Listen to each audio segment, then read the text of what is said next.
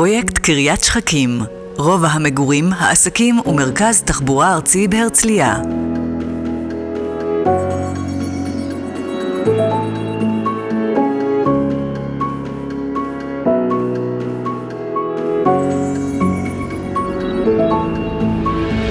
מרכז תחבורה ייחודי ובקנה מידה ארצי ימוקם בהרצליה,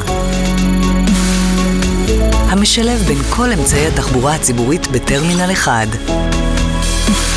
רכבת ישראל, הרכבת הקלה, אוטובוסים עירוניים ובין עירוניים ושאטלים בתוך העיר. בתוך שעה ניתן יהיה להגיע ברכבת ישראל מבאר שבע או חיפה ישירות למרכז התחבורה ולהמשיך בהליכה נעימה למשרד בקריית שחקים. ניתן גם להיכנס ברכב פרטי מאיילון לחניון חנאוסה ולנסוע באוטובוס BRT למשרד בהרצליה פיתוח.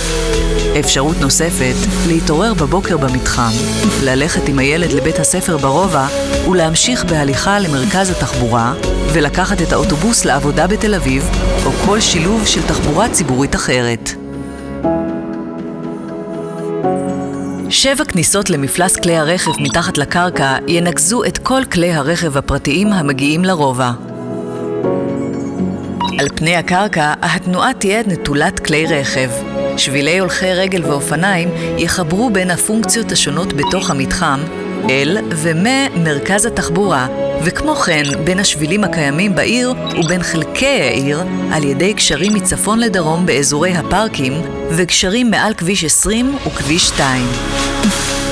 עם הפנים לעתיד, בינוי של 165,000 מטר רבוע למגורים, שהם 1,650 יחידות דיור, 200,000 מטר רבוע לתעסוקה ומסחר,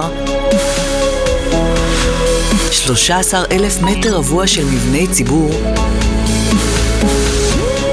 ו3,500 מטר רבוע של מרכז תחבורה עתידים לעמוד בקצב גידול האוכלוסייה הצפוי בעיר ולשרת בשנת 2030 178,000 תושבים ו113,000 מועסקים.